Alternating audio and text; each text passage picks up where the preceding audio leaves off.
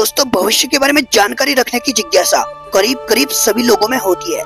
इसका प्रचलन भी सदियों पुराना है। भविष्य की जानकारी देने के लिए कई तरीके अपनाए जाते हैं, जैसे ज्योतिष शास्त्र, अंक शास्त्र, टैरो कार्ड और भविष्य वक्ताओं की भविष्यवाणियां आदि।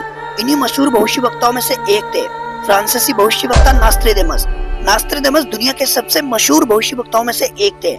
इनके बारे में कहा जाता है कि उन्होंने दुनिया की बड़ी बड़ी घटनाओं की जानकारी पहले ही दे दी थी और उनकी कई भविष्यवाणियां सत्य साबित हो चुकी है।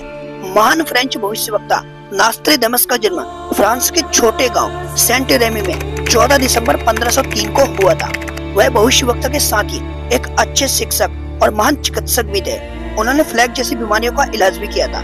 नास्ट्रेडेमस भविष्य में होने वाली घटनाओं का वर्णन पहले ही अपनी कविताओं के जरिए कर दिया करते थे।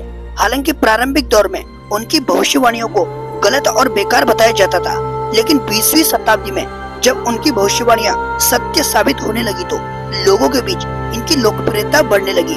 नास्ट्रेडेमस की भविष्यवाणियां उनकी प्रसिद्ध पुस्तक द प्रोफेसीज से प्राप्त होती है। नास्ट्रेडेमस ने इस पुस्तक में 950 भविष्यवाणियां लिखी है। उनकी ज्यादातर भविष्यवाणियां उनकी कविताओं और कोड में छिपी होती है।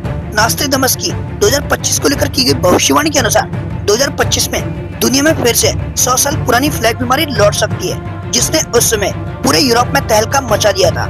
1899 से 1947 तक यूरोप में प्लेग बीमारी आई थी, जिससे पूरी दुनिया हिल गई थी। नास्ट्रेडेमस ने यूरोप में भीषण युद्ध की संभावना और राजनीतिक अस्थिरता के संकेत दिए। जनसंख्या में भारी गिरावट। नास्ट्रेडेमस ने प्लेग को लेकर यहाँ तक भविष्यवाणी कर रखी है कि यह कोरोना से भी खतरनाक तरीके से फैल सकता है, जिसमें करीब 1 करोड़ से ज्यादा लोगों की मृत्यु हो सकती है। इसलिए नास्ट्रेडेमस ने यह दावा किया है कि 2025 पूरी दुनिया के लिए कठिन साबित होगा। और साथ ही नास्ट्रेडेमस ने यह भी भविष्यवाणी की है कि 2025 से तृतीय विश्व युद्ध की शुरुआत हो सकती है और धरती में विनाशकारी प्राकृतिक आपदाएं आएंगी। आपका क्या कहना है नास्ट्रेडेमस की इस प्रेडिक्शन के बारे में कमेंट में जरूर बताना।